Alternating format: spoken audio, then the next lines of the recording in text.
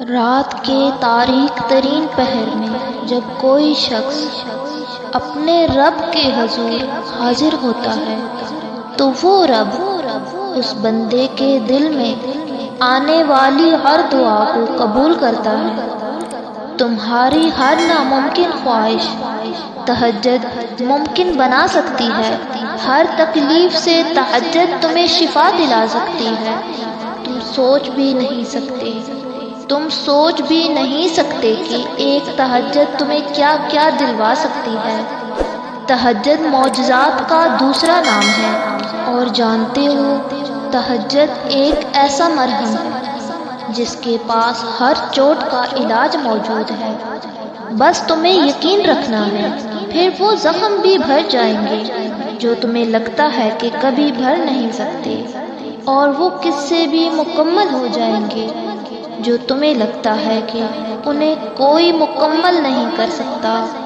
اور مت بھولو تمہارا رب سب کچھ کر سکتا ہے۔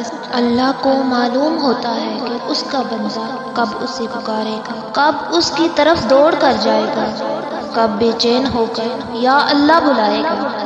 وہ انتظار کر رہا ہوتا ہے تمہارا۔ کبھی سنی ہے ایسی محبت جو فجر سے ذرا پہلے ساتویں آسمان پر نور کی مانند ہوتی ہے، خود پکارتی ہوئی دعائیں قبول کرنے کے لیے تمہیں بلاتی ہے، اور تب جو اس کی آواز پر لبیک کہتے ہیں ان کے لیے وہ اللہ سے میرے پیارے اللہ بن جاتا ہے، دوست، مددگار، سننے والا، غم دور کرنے والا اللہ پاک۔ اور سنو، کیا یہ معجزہ نہیں کہ رات کی تاریکی میں اللہ نے تمہیں تہجد کی لگن لگائی ہے، اور تہجد سے یہ تعارف تمہارا بے وجہ تو نہیں ہو رہا۔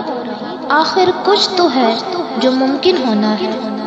اور جانتے ہو جو تہجد کا سجدہ قضا نہیں کرتا، اللہ بھی پھر اس کی محبت کو قضا نہیں ہونے دیتا۔ اللہ تمہیں یہاں تک اس لیے لایا ہے تاکہ تم مضبوط ہو جاؤ، تمہیں لوگوں سے نکال کر خود تک کا وسیلہ بنایا ہے تاکہ تم اس کے ہو جاؤ۔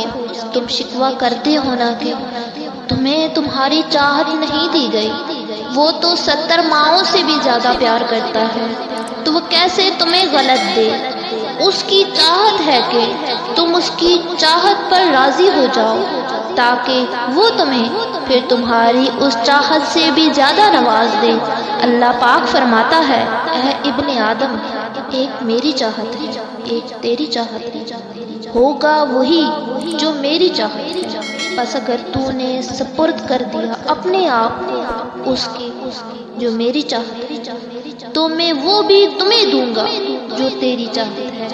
اگر تو نے مخالفت کی اس کی جو میری چاہت ہے، تو میں تمہیں تھکا دوں گا اس میں جو تیری چاہت ہے، پھر ہوگا وہی جو میری چاہت ہے۔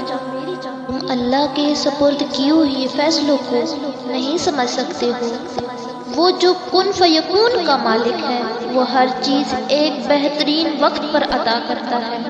تم صبر کرو تاکہ تمہیں تمہارے صبر کا اجر بھی دگنا مل سکے۔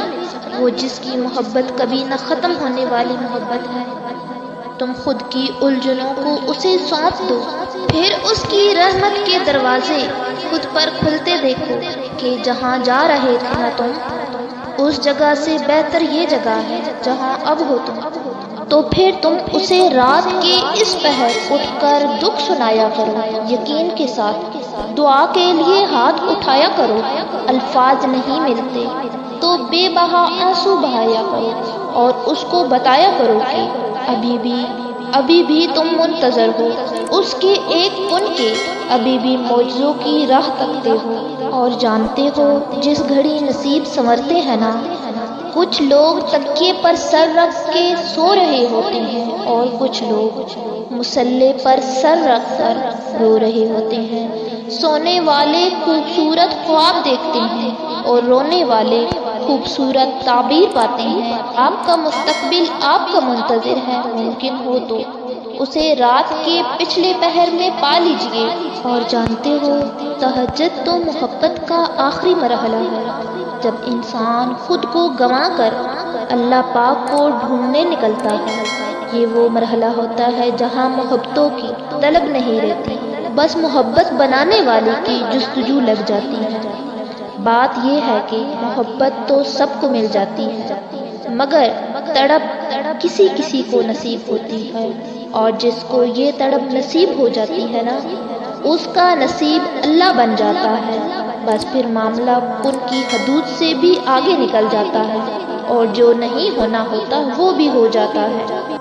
پیارے ویورز، اگر آپ کو ہماری یہ ویڈیو اچھی لگے تو لائکس اینڈ کامنٹ کر کے ضرور بتائیے گا، اور ساتھ ہی ہماری حوصلہ افزائی کے لیے چینل کو بھی ضرور سبسکرائب کر دیجیے گا۔